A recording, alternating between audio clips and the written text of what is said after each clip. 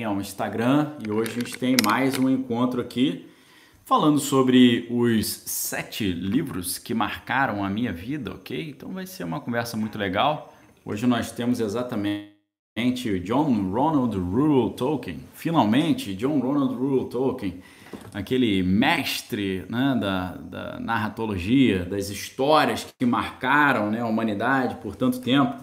Então vai ser um prazer enorme poder estar com vocês aqui nessa noite e compartilhar um pouco da história, né, do Tolkien, né, e também de toda essa saga aí, né, que começa com Senhor dos Anéis e por aí vai, né? Começa na verdade com Hobbit, depois evolui para Senhor dos Anéis, depois segue para Silmarillion e mais um monte de outras histórias, ok? Para a galera que está no YouTube, você pode convidar os seus amigos aí para assistir, né? Você pode compartilhar esse material. Lembrando também logo nesse início que a gente tem... Amanhã já é o penúltimo dia para você se inscrever no Clube de Leitura Daniel Lopes. 2022 vai ser a última oportunidade para você fazer essa inscrição. Então é pegar ou largar. E deixa eu ver aqui. É isso, tá? Então aproveitem aí a oportunidade.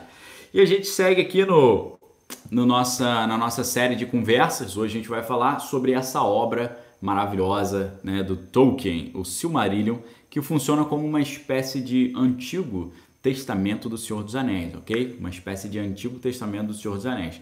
E eu digo para vocês, né, pessoal, a gente está numa batalha contra a ignorância, ok? A ignorância é o nosso inimigo e a gente precisa usar todas as ferramentas ao nosso dispor para vencê-la. Então, aqui nas nossas conversas, a gente sempre vai cultuar aqui a Deus, né? Mas ao conhecimento das coisas de Deus, ainda que pelos meios mais inusitados possíveis, né? Como a literatura, o cinema e por aí vai.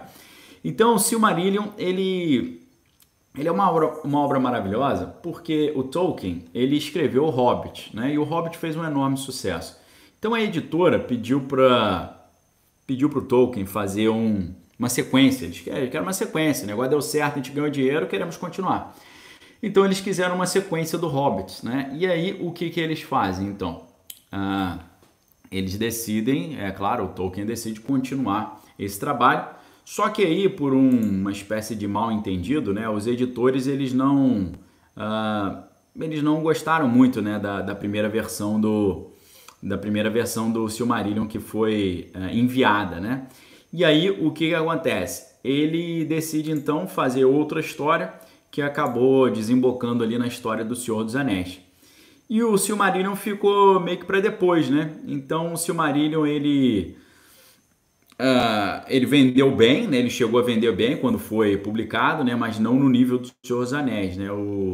Os estudiosos também acharam o trabalho problemático, porque o livro é uma construção, né? Não autorizada pelo Tolkien, então foi uma reunião que foi feita ali quase que póstumamente. Então o pessoal já tem aquela desculpa para criticar, né? Para falar, não, mas que não foi ele que fez e tal. Pessoal, a história é simplesmente sensacional. A história é simplesmente inacreditável. E nessa história a gente vai ver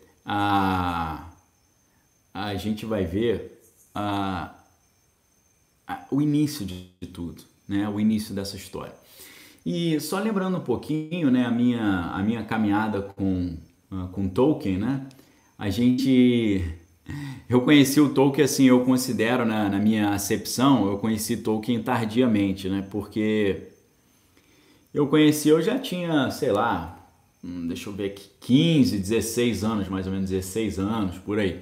Então eu conheci tarde, eu considero, né? E aí, na época que eu comecei a ouvir falar, né, amigos ali no ensino médio, depois na faculdade, na época que eu comecei ali a me envolver mais, apareceu o filme no cinema, né? E o filme no cinema foi uma experiência muito engraçada, né? Porque a gente foi assistir ao cinema, né? E a gente estava ali levamos um amigo, ok? Lembrando que o filme O Senhor dos Anéis, a Sociedade do Anel, ele é de 2001, ok? Então ele tem 21 anos, né? 21 anos atrás. Então, em 2001, fui lá, eu assisti o Senhor dos Anéis no cinema. E aí a gente estava na fila para entrar no cinema cheio e tal, em Niterói, né? Aí um amigo nosso que foi com a gente, ele falou assim: aí, afinal, qual é o filme que a gente vai assistir mesmo? Ou seja, ele nem sabia qual era o filme que a gente ia assistir. E aí, na hora que o filme começou, já tinha aquela fanbase lá, né? Aquela base de fãs, assim, há décadas esperando sair um filme de Senhor dos Anéis. Na hora que o filme começou, a galera levantou, começou a bater palma e tal, e esse amigo que não sabia nem qual era o filme que ele ia ver, ele levantou e começou a bater palma, uhul, é isso aí e tal. Eu falei, pô, mas tu é cara de pau mesmo, né, meu irmão? Tu não sabe nem qual o filme que tá passando, você conhece o filme? Você conhece a história? Eu não, meu irmão, eu tá celebrando, eu tô celebrando também. Então, assim, já foi uma experiência engraçada, né? Mas é claro que o relacionamento com a obra do Tolkien foi completamente amor pela primeira vista, né? Inclusive, tô com a edição nova do Silmarillion, esqueci de trazer, vocês acreditam, né? Eu esqueci de tá em outra estante lá. Brincadeira, né? Então, galera, o que a gente vê é que o Silmarillion, ele tenta explicar as origens dessa Terra-média, as origens desse mundo maravilhoso. E é um mergulho maravilhoso no mundo da fantasia, né? Dessa fantasia inspirada em mitos europeus, inspirada em mitos nórdicos, né? Totalmente calcada ali nas antigas mitologias nórdicas e europeias como um todo. Então, uma das coisas, em vez de eu falar o que o Silmarillion está tratando, eu vou fazer um negócio com vocês hoje aqui. Eu vou pensando assim as minhas impressões, as coisas que mais me marcaram, os detalhes mais positivos, né? Uma das coisas interessantíssimas que eu percebi depois que eu assisti, que eu li o Silmarillion, foi que o Gandalf, por exemplo, né? O Gandalf, ele não é uma pessoa, tá certo? O Gandalf ele é um Maiar, é um espírito angelical do mundo tolkieniano. Não só o Tolkien, não só o Gandalf, mas vários outros também, né? Dentro dessa classe dos Maias, né? Você três que tem grande destaque na obra, né? Que é Saruman, o branco, Gandalf, o cinzento, posteriormente o branco também, e Sauron.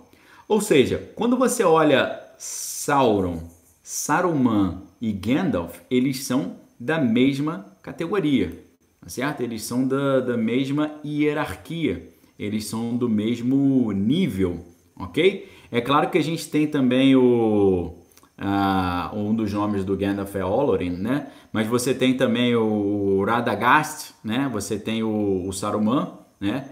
E na verdade eles têm nomes distintos, né? A Radagast se chama Elendil, o Saruman, o nome dele Maiar é Curunir e o Sauron é Mairon.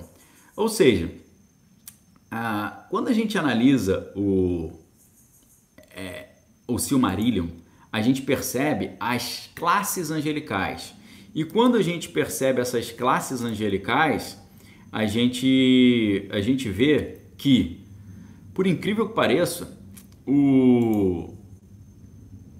quando a gente olha, né, o Balrog, por exemplo, né, o Balrog, que foi responsável ali pela aquela briga, né, é um Maiar também, né? Então o Balrog, aquele demônio gigante, ele é um Maiar também, tá certo? Então quando você olha para esse detalhe, o pessoal tá perguntando cadê eu no YouTube. Então, pessoal, eu tô transmitindo hoje no YouTube do Daniel Lopes, ok? No canal Daniel Lopes e não no Desvendando Original, tá bom? Então se você quiser assistir pelo YouTube, basta você ir ao meu canal, que é o canal Daniel Lopes, dá uma olhada lá, tá certo? Então, eu não sei se vocês lembram dessa imagem, né, do Balrog lutando com o Gandalf, né? Não sei se vocês se recordam dessa imagem. Eu poderia ter separado essa imagem para vocês aqui. Esqueci, cara, de separar essa imagem para vocês. Mas quando você olha aquela cena, né, em que o o Gandalf ele fala "You shall not pass", né? Você não vai passar e tal. Quando a gente olha aquela cena interessantíssima, a gente vai ver que o Gandalf ele é bem menor do que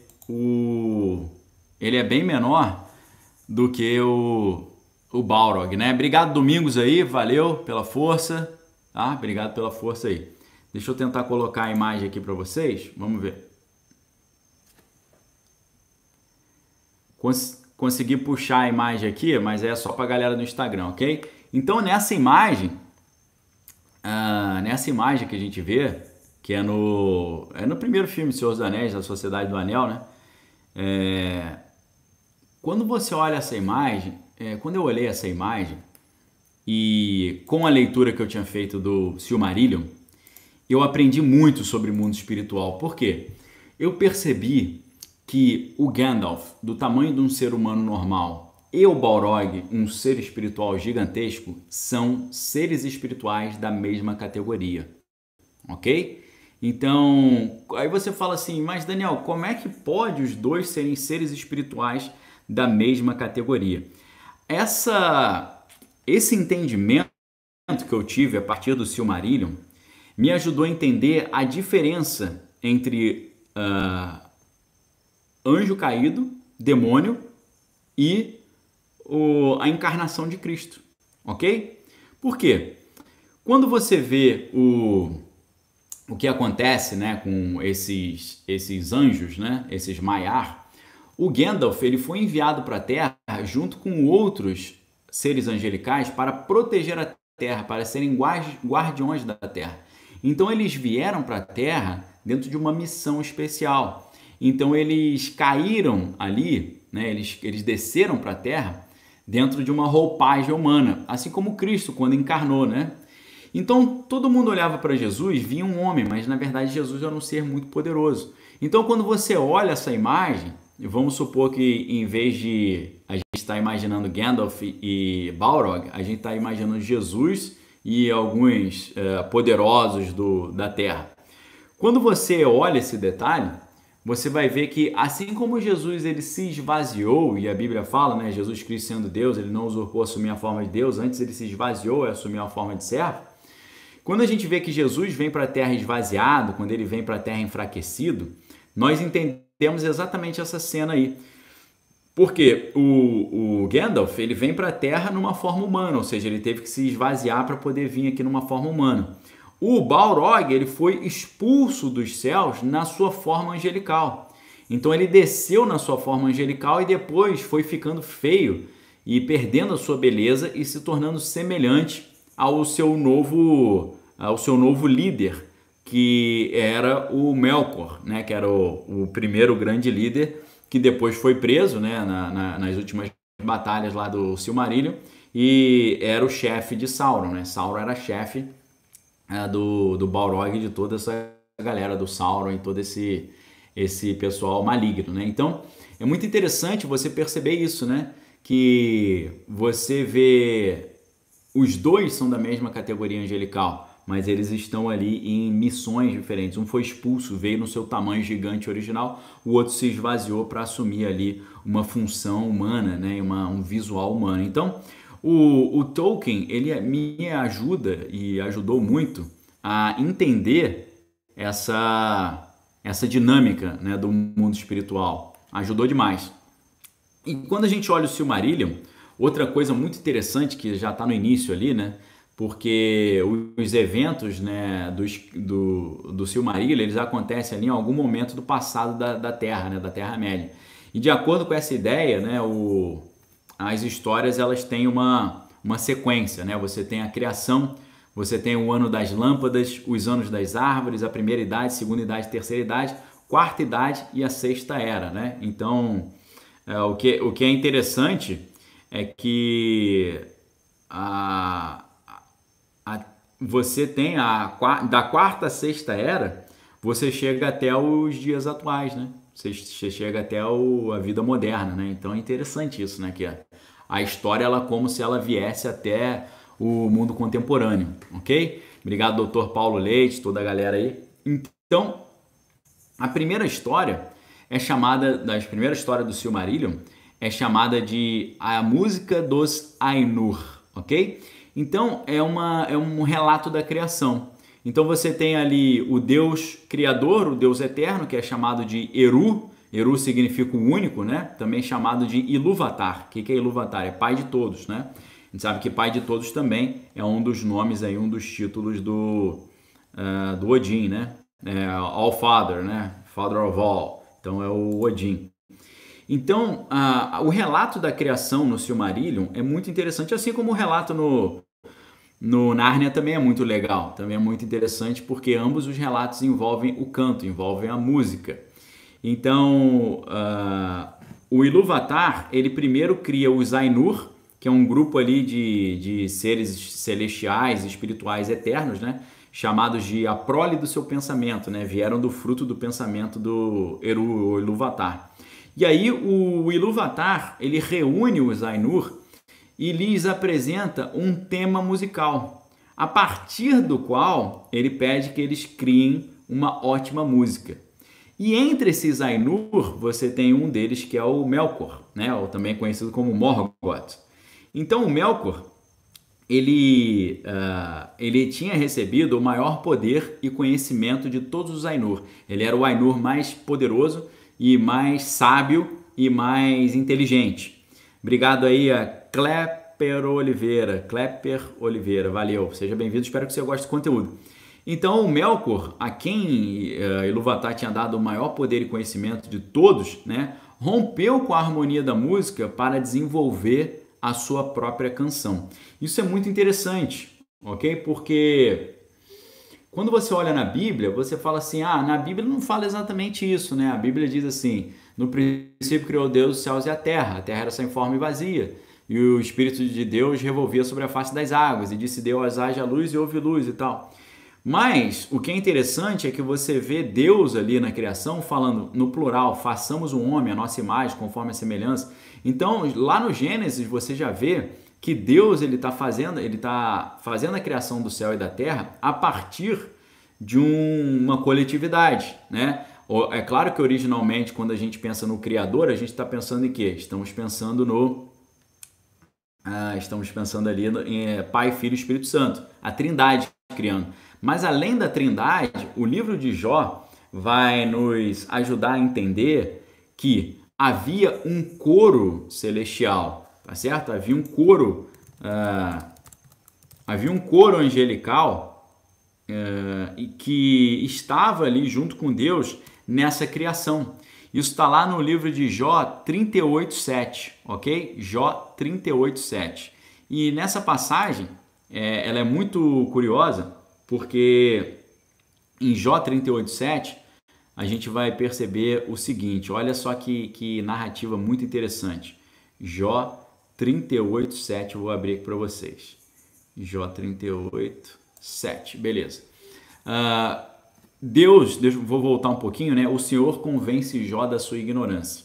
Então o que acontece? Jó fica reclamando de Deus. Poxa Deus, muito sofrimento na minha vida, por que aconteceu isso comigo? Desde que eu nasci aí esse sofrimento, agora perdi minha família, perdi meus filhos, perdi minha saúde, perdi as minhas finanças e tal. Ele fica até o capítulo 37 reclamando. No 38 Deus começa a responder. E aí Deus começa a responder dizendo, né? Deus aparece no meio de um redemoinho e fala, quem é esse que escurece os meus desígnios com palavras sem conhecimento? Já chamou o Jó de ignorante. Cinge, pois, os lombos como homem, pois eu te perguntarei e tu me farás saber. Ou seja, reconhece que você é um homem, não Deus, e eu vou te mostrar o que você precisa saber e você não conhece. Onde estavas tu quando eu lançava os fundamentos da terra? Então Deus começa a perguntar para Jó, Jó, onde você estava? Quando eu lancei os fundamentos da terra, Jó, onde você estava quando eu estava criando tudo? Me diz se você tem um entendimento, né? Quem lhe colocou as medidas da terra, se é que você sabe? Ou quem estabeleceu sobre a terra o cordel, né? O cordel é como se fosse uma linha, né? Um cordão, uma linha de medição. Então, onde você estava quando eu estava medindo as proporções da terra? quando estabeleceu o cordel, sobre que estão fundadas as suas bases e quem lhe assentou a pedra angular, né, a pedra angular do planeta Terra, do universo. E aí no versículo 7 Deus vai dizer, quando as estrelas da alva juntas alegremente cantavam e todos os filhos de Deus rejubilavam. Olha que interessante, né? Quando as estrelas da alva juntas alegremente cantavam e todos os filhos de Deus rejubilavam. É claro que você pensar quem são os filhos de Deus aqui, não são os homens, porque Deus está criando todas as coisas e não tinha nem planeta Terra ainda. Então a Bíblia não está falando dos filhos de Deus como homens. A Bíblia está falando dos filhos de Deus como os anjos, ok? Obrigado, Cláudio, obrigado a todo mundo que está aí. Então, olha que interessante, através de Jó 38:7, você descobre que quando Deus estava criando todas as coisas, havia um coral celestial. As estrelas estavam cantando e os filhos de Deus rejubilando. Então, houve a criação por meio de um coral. Quando a gente lê em Nárnia, né, Aslan criando Nárnia através de um canto, né, através de uma música, quando a gente lê no Silmarillion, Eru e Ilúvatar criando as coisas através de uma música, você acha assim, isso é uma invenção de Tolkien, isso é uma invenção do C.S. Lewis. Mas, na verdade, isso é um parâmetro bíblico. A gente está vendo aqui Jó 38:7, quando as estrelas, onde você estava quando eu criei o mundo, quando as estrelas da alva juntas alegremente cantavam e todos os filhos de Deus rejubilavam. Ou seja, filho de Deus, em hebraico, a expressão é Bnei Elohim. Então, Bnei Elohim é uma expressão muito interessante, né? Porque Bnei Elohim, ela se refere, essa expressão, a uma classe angelical, tá certo? Então, é muito legal você ver que Bnei Elohim é uma classe angelical e também as estrelas da alva também, né?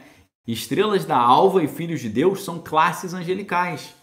Inclusive, quando você vê o livro de Isaías falando sobre Lúcifer, o que Isaías vai dizer? Isaías vai falar assim: ó, como caíste do céu, estrela da alva, filha da manhã, tu que debilitavas as nações. Então é muito interessante porque em Isaías, Lúcifer é chamado de estrela da alva. E em Ezequiel 28, ele é chamado de querubim ungido da guarda, ou querubim ungido da cobertura.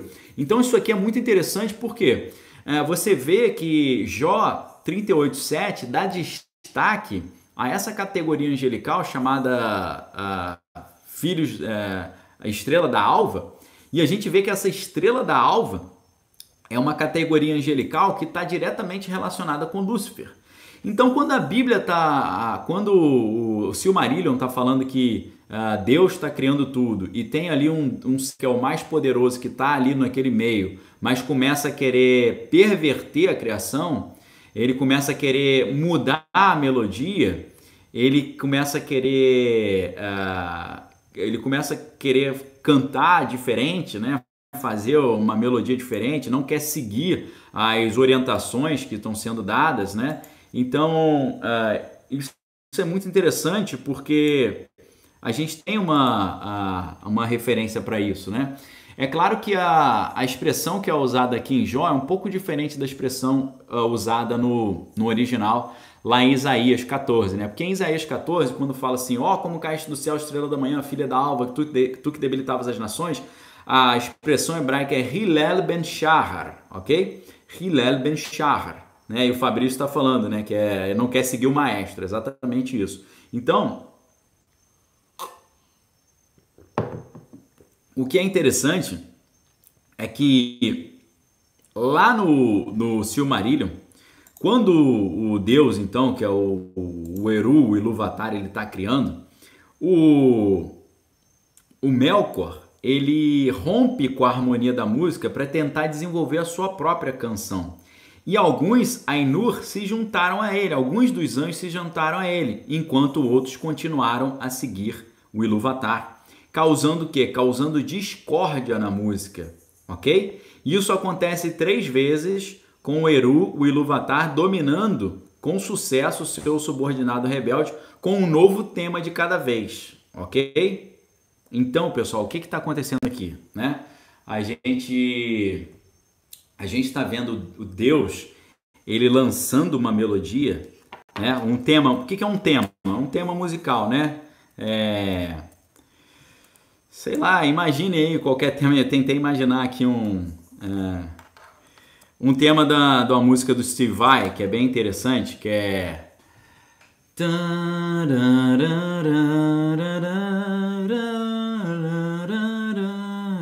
Começa assim. Então você começa uma melodia, né? Uma melodia. Então o Eru e o Iluvatar, ele começa uma melodia. A melodia, ela tem uma escala e ela tem uma tonalidade, ou seja, a melodia, ela quando está dentro de um tom, você tem certas notas que são consonantes e certas notas que são dissonantes. É como se, quando você está dentro de uma melodia e você descobre qual é o tom da música, você descobre as projeções de acorde que você pode fazer e as notas que combinam com aquela melodia. Então, o Eru e Iluvatar, ele começa uma melodia e, de repente, o Melkor, que já está sendo rebelde, ele lança uma melodia, muito provavelmente numa tonalidade diferente, num tom diferente e também num ritmo diferente, tá? Então, o que acontece? Geralmente, quando você tá numa melodia, num determinado ritmo, e outro instrumento ou outra pessoa começa a tocar outra melodia diferente em outro ritmo, isso em tese estraga a música, ok? Só que hoje, pessoal, na música mais requintada que existe, o que geralmente os grandes compositores fazem?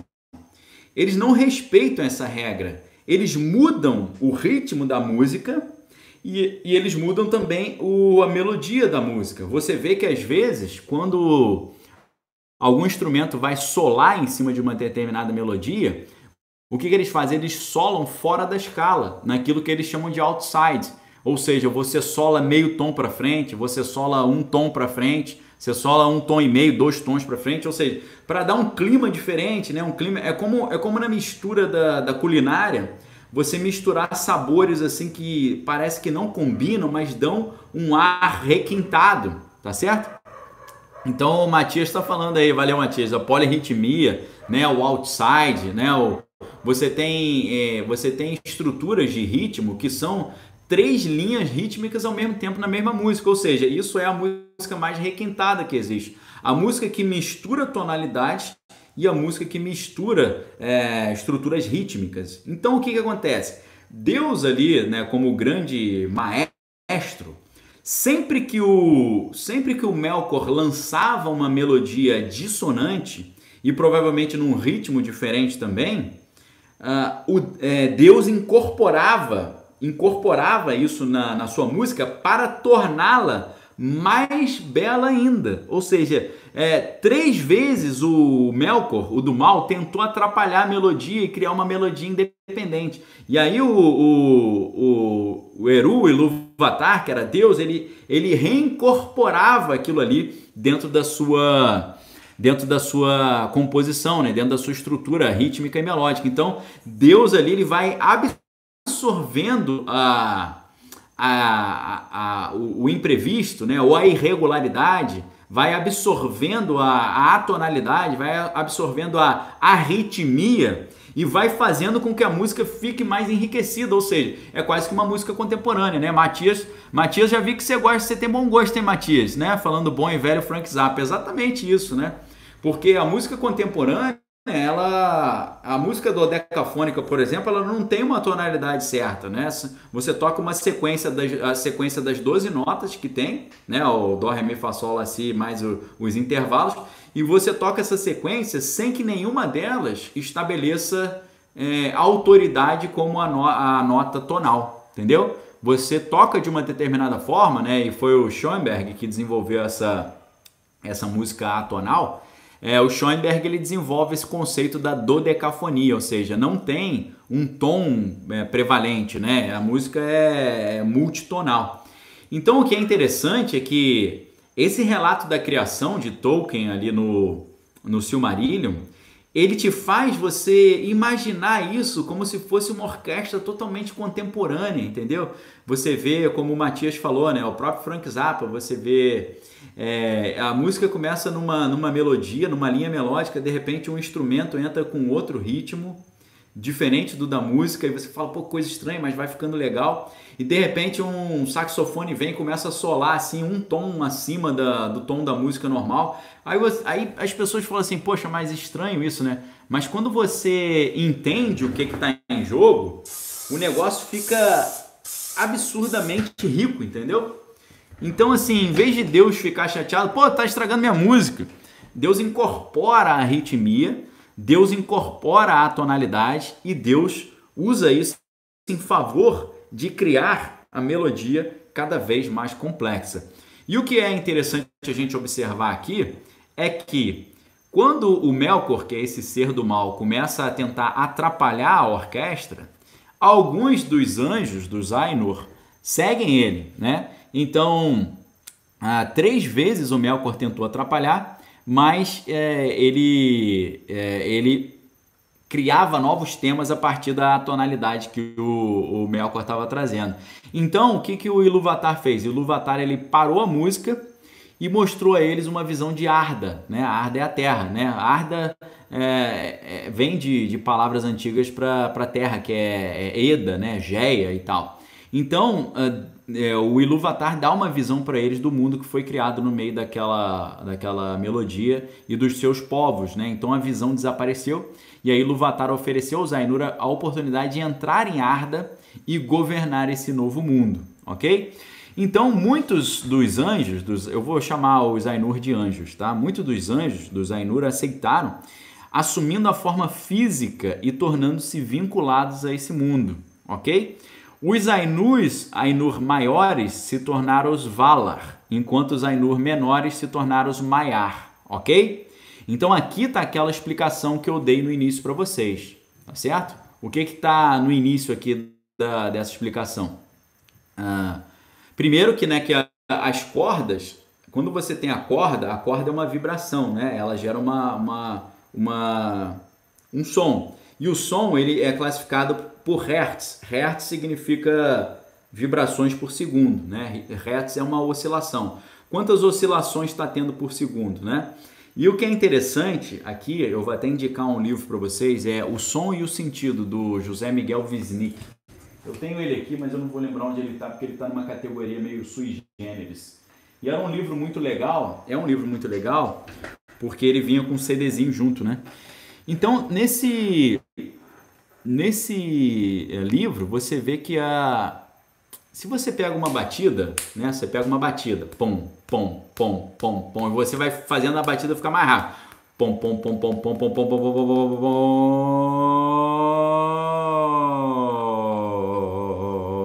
pom, pom. Então, a batida, a percussão, a batida, a batida vira uma nota, fica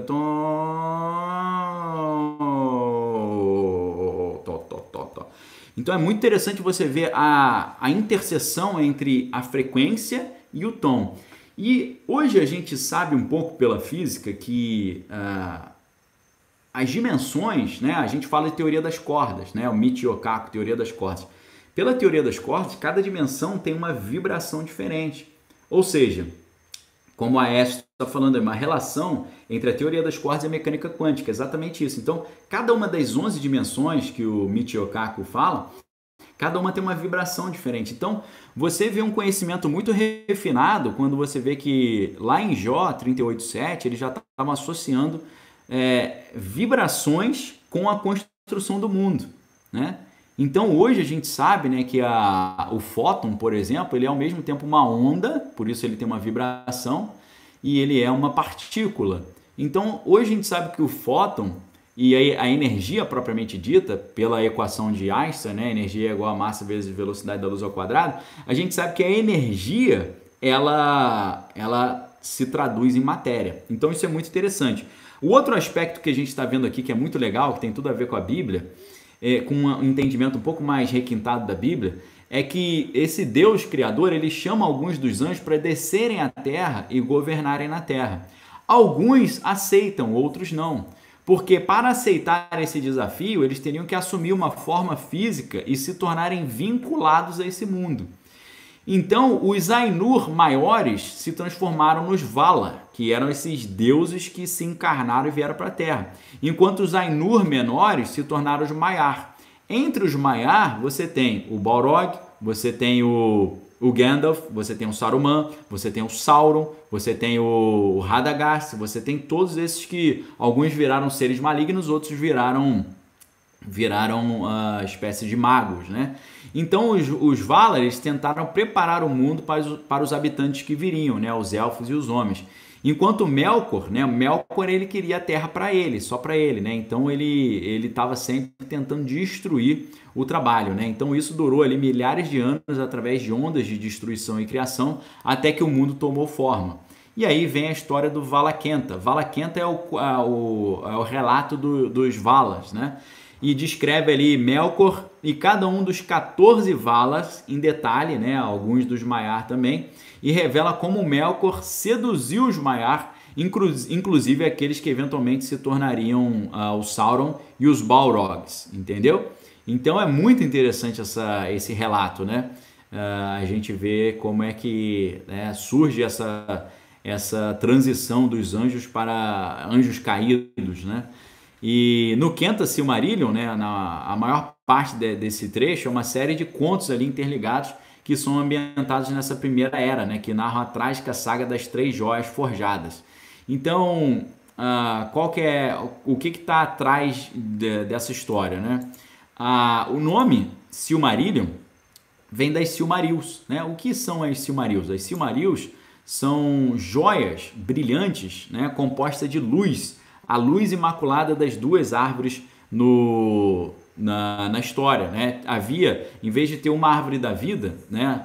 Você pensar, no jardim tinha a árvore da vida.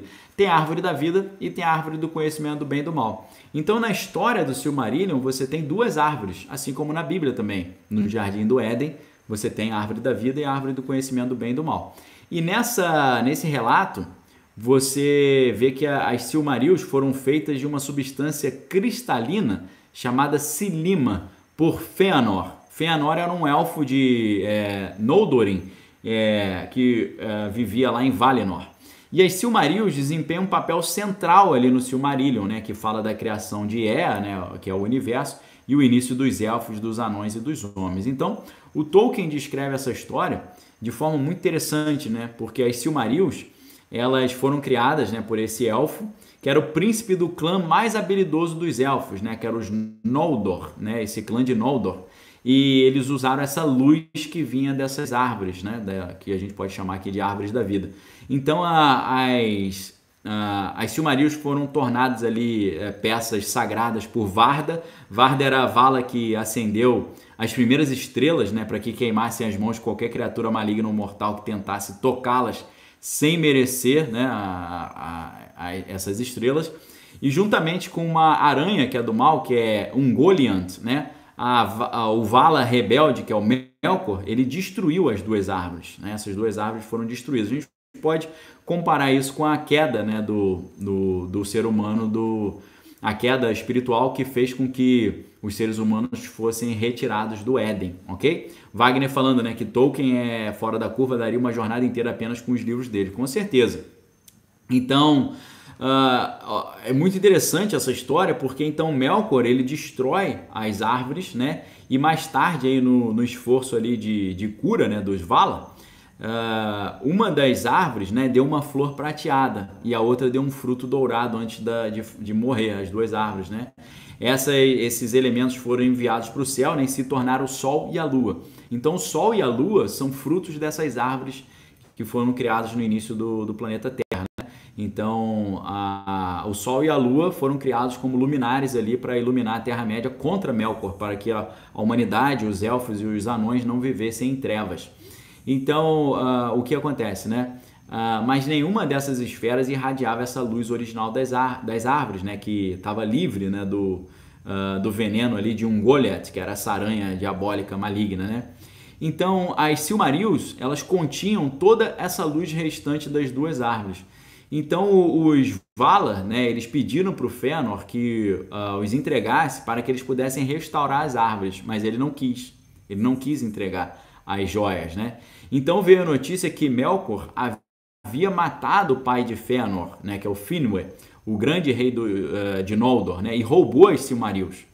E após isso, né, Melkor fugiu de Valinor para uma fortaleza que ele mesmo criou em Angband, no norte da Terra-média. Depois disso, ele usou as suas Silmarils na sua coroa de ferro. Então, os anjos tentaram pegar essas joias que guardavam a luz original, mas o elfo não quis entregar. Aí o Melkor foi lá e roubou e colocou na sua coroa.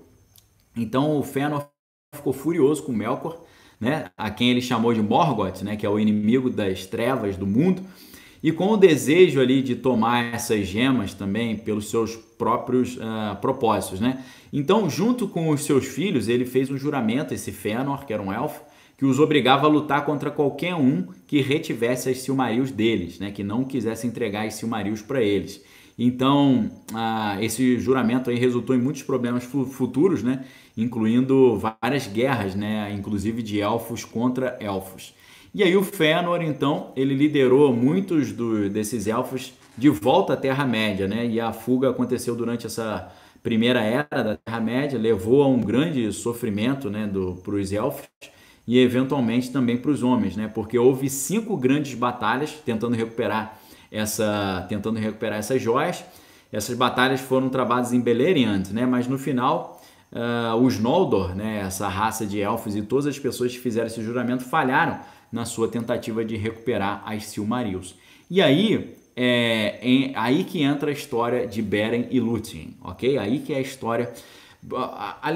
Essa parte do Silmarillion, que é Beren e Lúthien, essa parte ela vale o livro inteiro, ok, pessoal? Só a história de Beren e Lúthien vale o livro inteiro, de tão incrível e de tão interessante que é essa história. Vitor, obrigado pela dica aí, fazer uma live sobre Peregrino, muito show, tá? Lembrando que você que está aqui no Instagram, você pode compartilhar essa live clicando aqui embaixo nesse link aí embaixo, que é a setinha, né? Uma setinha, uma gaivotinha. Então, uma das Silmarils, ela conseguiu ser recuperada, né, por esse casal, Beren e Lúthien, né, através, claro, de um grande perigo, né, e perda também, porque a história é sensacional. Se a gente contasse só essa história do Beren e Lúthien já vale, porque a história é simplesmente maravilhosa. Então, vamos nessa história de Beren e Lúthien, porque a história de Beren e Lúthien, ela resume um pouco a aventura de Cristo vindo à Terra para resgatar a sua noiva, tá certo? Resume demais essa história, é uma história maravilhosa, interessantíssima. Então, Beren e Lúthien é uma espécie de romance épico que está dentro do Silmarillion, que completa, né, a história ali do Silmarillion, né? É uma fusão de várias versões de histórias anteriores e uma dessas histórias originou as primeiras obras ali do Tolkien ali sobre a Terra-média. Então, é uma história de amor, né, e de aventura, né, de um homem que é o Beren e de uma mortal elfa, uma imortal elfa que é a Lúthien, ok? Então, a história é muito legal, porque o Beren, ele é filho de Barahir, né? E ele recebe ali um grande desafio, né? Então, a história, ela diz o seguinte, né? O Beren e Lúthien, eles vão contar a história de um homem, um ser humano, tá? Que se apaixona por uma elfa. E aí, você imagina, né? Será que o pai da elfa vai deixar sua filha se casar com um mortal? Será que é possível isso, né? Inclusive, a HarperCollins lançou em 2018 o livro Beren e Lúthien, ok? Inédito em português, primeira versão da história lá, escrita em 1916. É assim, uma história sensacional, né? Porque é a paixão de um homem mortal com uma elfa imortal. O pai dela era um grande senhor elfo, né? E não aprovou esse relacionamento. E para permitir a união desse jovem homem com a sua filha, ele impõe para ele um desafio impossível, muito semelhante ao desafio que Saul impôs a Davi, oferecendo a mão da sua filha, que era trazer 100 prepúcios de filisteus, né? No caso de Beren Lúthien, o grande pai ali, né, o grande elfo, que é o pai da Lúthien, ele chega para o ser humano e fala: olha só, cara, tu quer o que com a minha filha, meu irmão? Tu tá procurando o que aqui? Ele fala: eu amo sua filha, eu quero casar com ela. Mas você é um homem, você é mortal, ela vai casar com um ser mortal. Mas a gente está apaixonado. Aí ele falou: você ama a minha filha de verdade? Amo. Então eu quero ver uma demonstração do seu amor. O que você está disposto a fazer para demonstrar o seu verdadeiro amor pela minha filha? E aí ele fala: eu estou disposto a fazer qualquer coisa. Então ele fala: ok, então você precisa ir até a fortaleza de Melkor, que é o ser gigantesco, maligno, é um principado, uma potestade, um anjo caído que domina as trevas, o mundo das trevas ali. Então ele fala: você só vai casar com minha filha então se você demonstrar esse verdadeiro amor. Você precisa ir até a fortaleza de Melkor e arrancar da coroa dele uma das Silmarils, as pedras preciosas que ele guardou na sua coroa, né? Então assim, a história do casal, essa história é uma das preferidas do Tolkien, né? Porque aos 16 anos, o Tolkien ele se apaixonou pela Edith, né? Que mais tarde viria a ser sua esposa. Mas assim como o pai de Lúthien, né? O tutor de Tolkien não aprovava essa relação, de modo que o casal só pôde se casar 5 anos depois, quando ele completou 21 anos e atingiu a maioridade. E após a morte da Edith, né? O Tolkien pediu que fosse escrito o nome Lúthien no túmulo da esposa. E após a sua morte, o nome de Beren também foi gravado no seu túmulo. Olha que legal, né? Você vê que é uma representação da história dele com a sua esposa, né? Beren e Lúthien, né? Quando ela faleceu, no túmulo dela está escrito Lúthien e no do Tolkien está escrito Beren. Então, assim, é um negócio interessante demais, demais. E como é que se desenvolve, né, esse desafio? Como é que esse desafio vai acontecer? Né? O Beren e Lúthien, por exemplo, eles geraram ali uma série de descendentes também depois, né? Mas a história é muito interessante. Há uma sinopse da história, né? Se a gente for fazer um resuminho, que a história é longa. Depois da ruína da terra, né, na Batalha das Chamas Repentinas, o Beren, que é filho de Barahir, da casa de Beor, ele fugiu para o reino de Doriath. E lá ele encontrou essa elfa Lúthien, se apaixonou por ela. E a Lúthien é uma imortal princesa Sindarin, da descendência dos Telerin, filha única de Elu-Thingol, que é o rei de Doriath. E aí o pai de Lúthien falou: não, de jeito nenhum e tal. Falou: você vai ter que ir lá, né? E aí, com a ajuda de um grande cão chamado Huan, o Beren e Lúthien conseguem derrotar Sauron e vão até a Angband, né? Para chegar até o Melkor, eles tinham que passar pelo Sauron, ok? Porque você pensa, na saga do Senhor dos Anéis, na trilogia Sociedade do Anel, As Duas Torres e Retorno do Rei, o grande maligno é Sauron. Mas Sauron era pinto perto do Melkor. O Melkor é 10 mil vezes mais forte que o Sauron. Então, para chegar até o Melkor e pegar essa Silmaril, eles tiveram que passar pelo Sauron, né? Então, eles conseguiram, né, passar pelo Sauron e vão até Angband, que é onde está ali o Morgoth e a sua coroa com as Silmarils, né? Porém, depois de muitas tormentas, né, eles conseguem, né, o Beren, eles conseguem pegar essa joia, né? O que acontece, né? Eu não vou dar um spoiler nessa história, né? Eles conseguem, o negócio é maravilhoso, mas assim, é uma história que vai falar para nós aquela história do verdadeiro amor, né? Dos sacrifícios do verdadeiro amor, do que a pessoa verdadeiramente apaixonada está disposta a fazer. E o que é interessante é que esse verdadeiro amor você pergunta, você tem coragem de ir lá no inferno e pegar uma das joias da coroa do inimigo? E o Beren falou, sim, eu tenho, né? E não foi exatamente isso que Jesus fez, porque Deus amou o mundo de tal maneira que deu o seu Filho unigênito, né, para que todo aquele que crê nele não pereça, mas tenha vida eterna. E Cristo, ele assume essa missão quase impossível de vir à Terra, né, ser perseguido, ser maltratado, machucado, morrer na cruz, ir até o inferno, lá no inferno, pegar as chaves da morte e libertar cativo o cativeiro. Então olha que interessante essa semelhança. E para que Jesus fez isso tudo? Ele foi até a cruz, da cruz ele foi ao inferno, a mansão dos mortos, tomou a chave da morte, levou cativo o cativeiro. E por que ele fez isso? Em favor da noiva, em favor da igreja, né? E aí tem as bodas, né, de Cristo com a sua noiva. A gente sabe que a igreja é a noiva pela própria parábola das 10 virgens, né? O noivo é aquele que vai em viagem e as noivas ficam lá guardando ali a chama acesa, né? A sua chama da sua botija ali com a luminosidade acesa. Então, existe uma semelhança muito grande da história de Beren e Lúthien, dos desafios que Beren se propõe a fazer e com a própria missão de Cristo, né? Então, a história é muito linda, né? Para você, eu vou contar um pouco dos detalhes dessa história. Então, assim,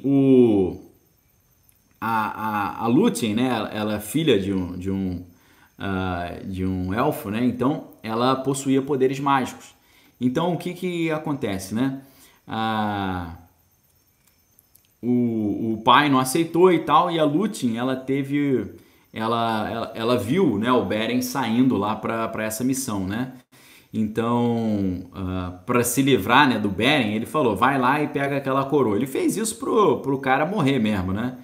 Então a Lúthien, que ela tinha poderes mágicos, ela teve uma visão de que o Beren estava aprisionado nos poços do Senhor dos Lobos e pediu para sua mãe contar o que realmente aconteceu com Beren, né? Para que a sua tristeza, essa tristeza, né, fosse confirmada ou não. Então ela não sabia o que tinha acontecido com Beren. E então, por causa disso, né, a Lúthien decidiu que ela tinha que ir lá salvá-lo, né, e enfrentar pessoalmente o Sauron. Ela contou essa sua vontade para o amigo que é o Daeron, né, que ficou muito preocupado e contou para o rei. Então o rei resolveu aprisionar a própria filha para impedi-la que ela fosse atrás do Beren, né? Mas Lúthien era filha, né, de uma Maia, então ela sabia, né, usar os seus poderes mágicos. Então ela era filha, o pai era elfo e a mãe era Maia. Então ela conseguiu fugir, mas no caminho acabou sendo encontrada por Huan, que é o cão de caça de Valinor, né? E foi levada para seu mestre Calegorn, né? Que era irmão de outro personagem chamado Curufin. O Calegorn acabou se apaixonando por Lúthien e planejava forçá-la a se casar com ele, né? Então, fingindo-se amigo dela, ele a convenceu para seguir para o Nargothrond, né, que era um outro lugar. Chegando lá, ele a fez prisioneira. Você vê os perrengues que a mulher passa, né, igual a igreja aqui na Terra. E a proibiu de falar com qualquer um além dos dois irmãos. Então ele ambicionava o quê? Obter o status da família do pai dela, fazer um casamento ali arranjado para ter subir de nível, né? E ele decidiu que ele não ia perder essa oportunidade. Além de ascender socialmente, ele casaria com a mulher mais bonita que ele já tinha visto na vida.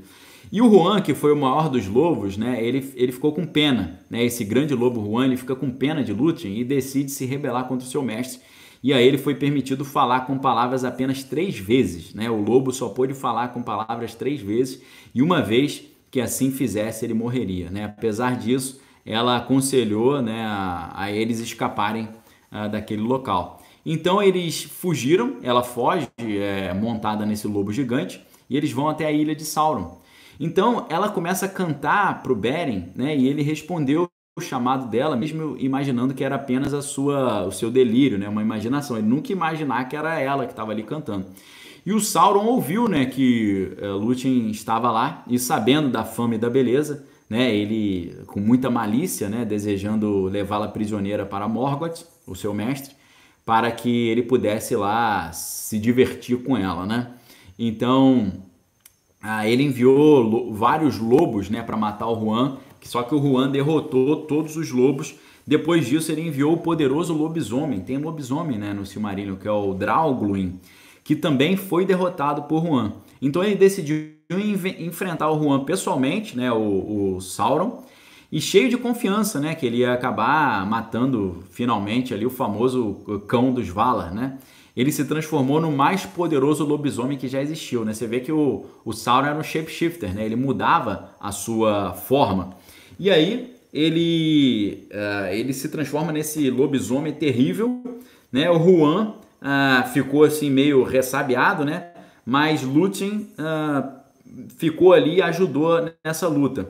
E aí o Sauron, na forma de um grande lobisomem, ele avança para cima de Lúthien. Você vê que é uma coisa bem satânica, bem diabólica mesmo, né? E o Sauron avança para cima de Lúthien, mas ela, levantando ali uma dobra da sua capa encantada, o acertou e deixou ele completamente desorientado, permitindo que o Juan o atacasse, né? E os dois lutaram muito tempo e o Juan acabou vencendo, apesar de Sauron tomar muitas formas, né? Então o cão gigante, ele agarrou o Sauron e começou a morder o Sauron foi mudando para várias formas. Engraçado que isso tem vários relatos sobre isso, até do William Schnoebelen, né? Aquele do Lúcifer Destronado, ele relata isso, né? Que ele viu quando ele viu o Lúcifer de verdade, ele mudava de forma toda hora. Um negócio bem curioso, bem interessante. Então, finalmente a Lúthien ordenou que ele se rendesse ou tivesse o seu corpo destruído pela fúria do cão Juan, né? Então Sauron, ele desistiu das chaves da torre e se transformou num vampiro antes de fugir na noite estrelada, né? Envergonhado e derrotado. Então, assim, o que acontece mais ou menos ali, quando você lê a história com calma, o que parece é que quando o Juan, né, que é o cão, ele amassou e apertou o Sauron, para ele não morrer, ele abriu mão do seu próprio corpo. Ele saiu do próprio corpo, ele abandonou o seu corpo. Então é por isso que Sauron vira um espírito desencarnado. E esse espírito desencarnado, ele só consegue voltar a assumir forma quando ele usa o Anel do Poder, ok? Foi por isso que na antiga batalha de Sauron contra os humanos, né, o Sauron estava com esse Anel do Poder, aquela história, né, que inclusive a série que vai ter na Amazon agora é sobre isso, né? Quando foram criados os Anéis do Poder, né, um anel foi entregue para os elfos, um anel foi entregue para os homens, um anel foi entregue para os anões e por aí vai. Só que aí o Sauron, ele fez um anel para todos governar, um anel para todos dominar. Então, o que é interessante é a gente ver que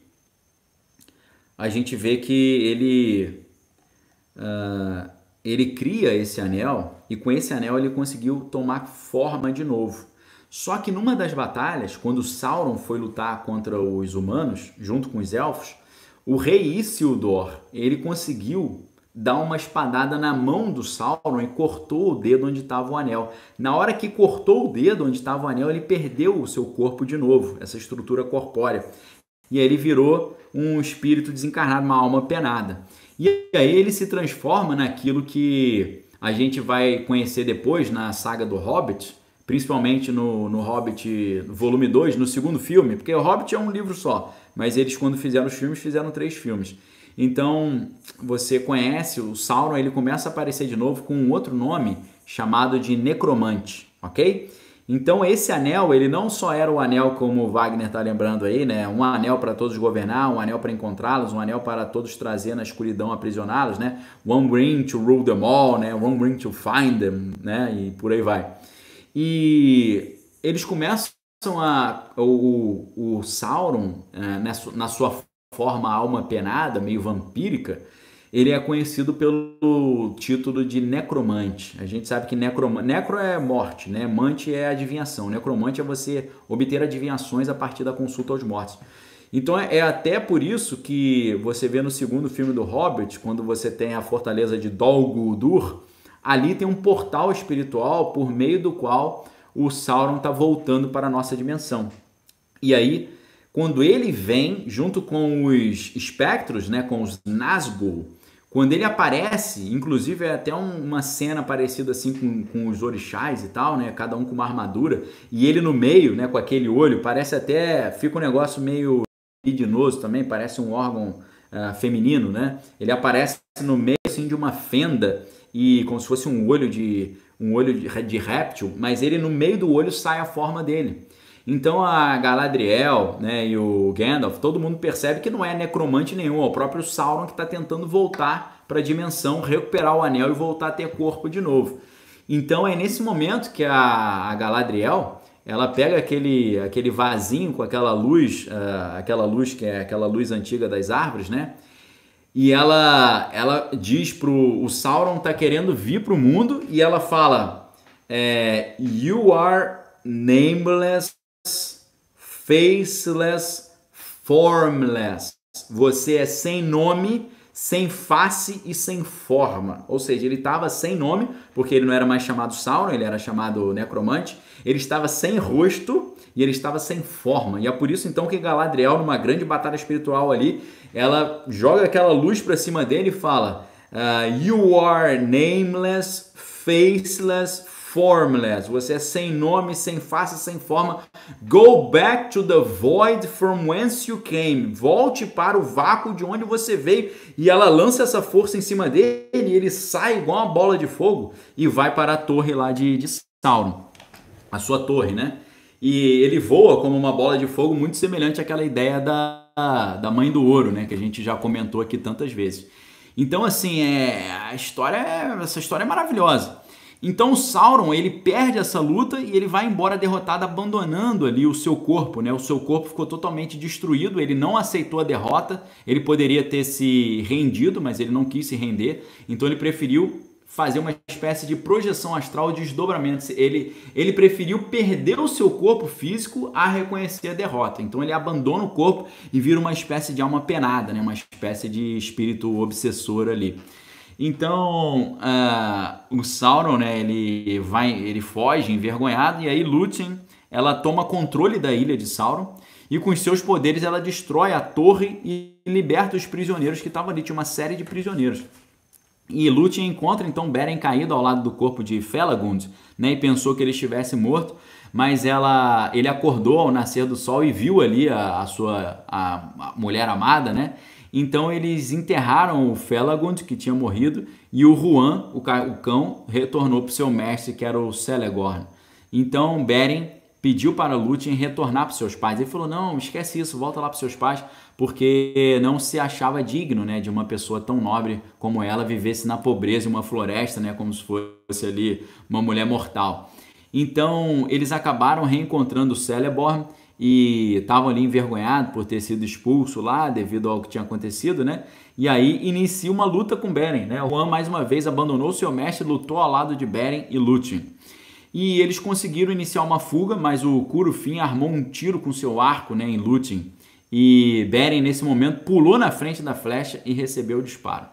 O Huan caçou os irmãos até que eles desaparecessem, né, e retornou lá para Lúthien. E pela mágica de Lúthien, o Beren ressuscitou, né?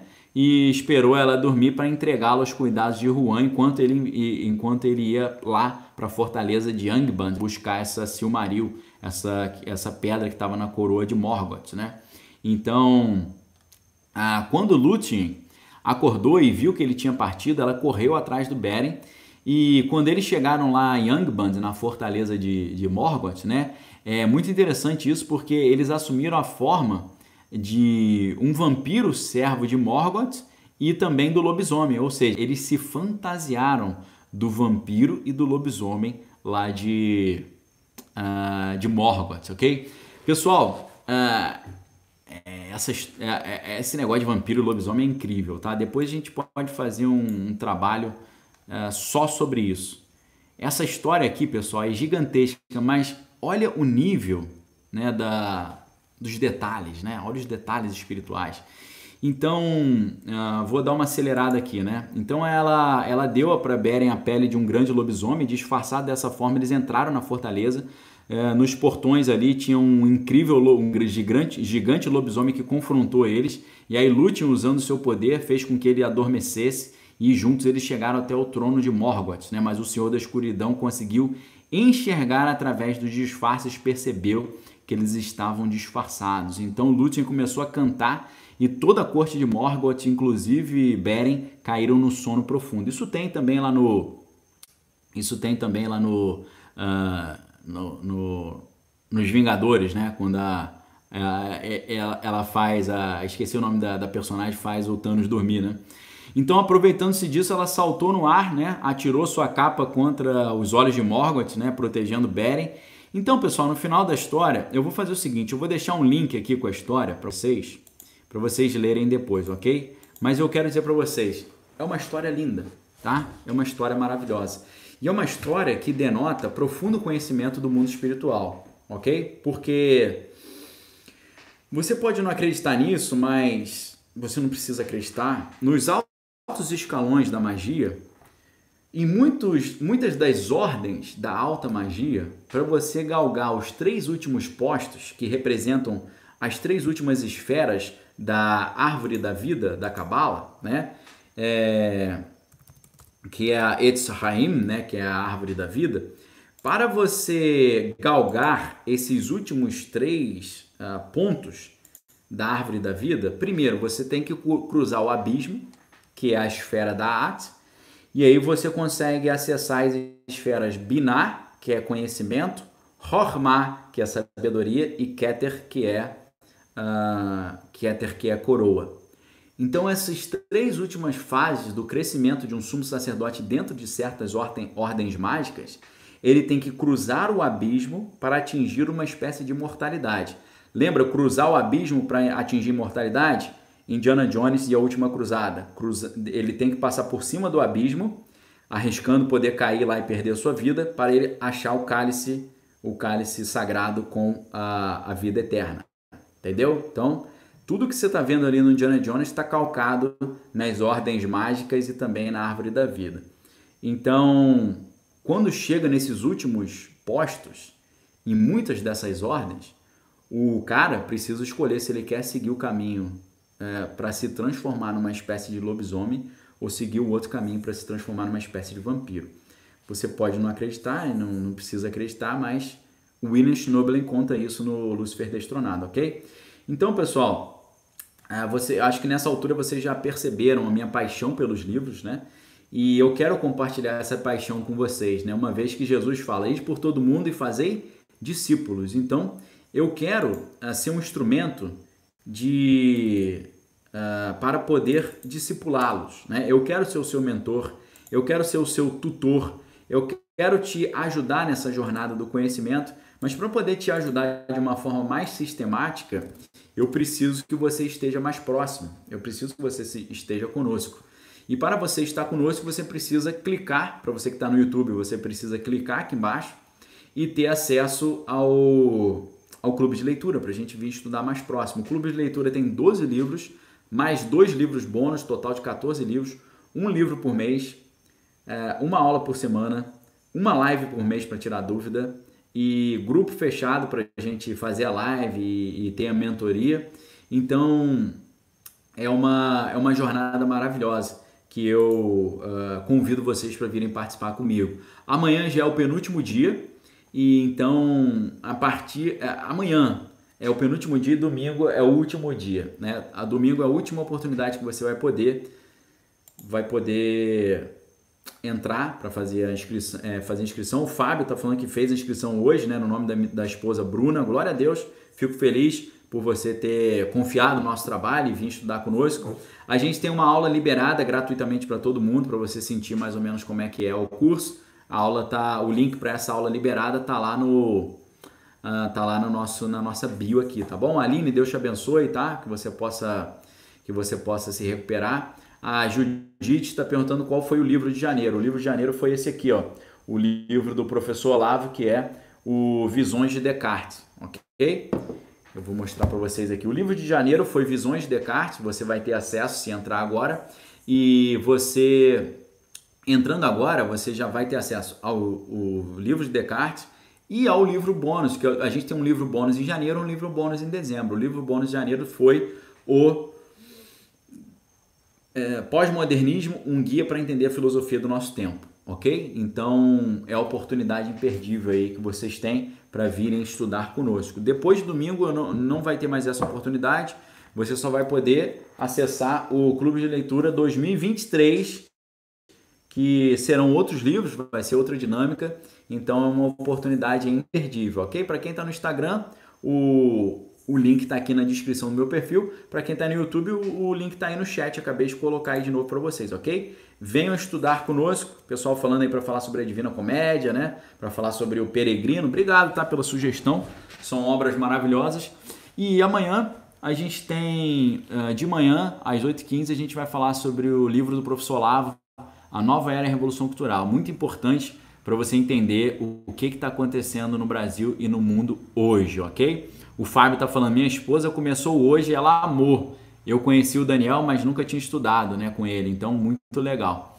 Muito obrigado, tá? Fico super honrado. CD Soares falando que o Clube de Leitura vale cada centavo, estou lá desde dezembro. Muito obrigado aí, CD Soares, muito obrigado pelo seu depoimento aí, pela sua palavra a favor. A gente fica super honrado, super felizes aqui com a disposição de vocês de estudar, e eu quero inclusive parabenizá-los, né, pelo desejo pela leitura, pelo foco na leitura, porque infelizmente isso é coisa rara hoje, ok? Então fica aí, pessoal, a sugestão.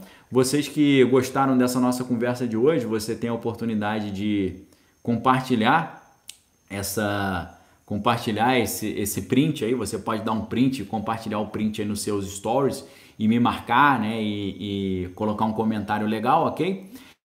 Então é isso, galera. Foi uma enorme honra estar com vocês. Se Deus assim permitir, amanhã de manhã estaremos de novo comentando o livro do professor Olavo, A Nova Era e a Revolução Cultural. Ok? Imperdível também. A gente vai aprender muitos detalhes interessantes sobre como a nossa mente é manipulada pela cultura, pela educação, pelo cinema, né, pelas artes em geral, pela literatura, porque está tudo ali sintonizado com um projeto de uma revolução cultural que passa pela revolução dos subentendidos e dos preconcebidos, ok? E do senso comum como um todo. Então, fica essa dica aí. Matias, um abraço, Deus te abençoe. Matias, um abraço para tua família, para toda a galera aí. E é isso, pessoal. O pessoal pediu para tirar os comentários aqui para dar o print, então tirei rapidinho os comentários aí para vocês darem um print. Então, pessoal, desejo tudo de bom para vocês. Deus abençoe todos vocês, que a graça do Senhor Jesus, o amor de Deus e as consolações do Espírito Santo estejam com cada um de vós, não só hoje, mas para todos sempre. E amanhã a gente volta aí com mais uma live especial, encerrando esse ciclo aí da jornada da decodificação mental, onde apresentei para vocês um dos 7 livros, alguns dos livros, 7 livros que marcaram a minha vida. A gente já tratou aqui do Hamlet, tratamos do Crime e Castigo, Política, Ideologia e Conspirações, Manifesto do Partido Comunista, hoje o Silmarillion, amanhã a Nova Era e a Revolução Cultural. Ok, pessoal? Então, amanhã é praticamente já o último dia, porque domingo vai ser um dia, eu não vou estar tão online domingo, então aproveite, oportunidade única, última chance no ano, pegar ou largar. Ok, queridos? Deus abençoe vocês, uma boa noite, fiquem em paz, um abraço para todos aí que prestigiaram e amanhã a gente volta aí com força total, se Deus assim permitir, ok? Venham para o Clube de Leitura e muito obrigado aí pelo apoio de todos vocês, ok? Tenha uma noite abençoada e amanhã de manhã a gente se vê, se Deus assim permitir. Um abraço a todos, valeu, fiquem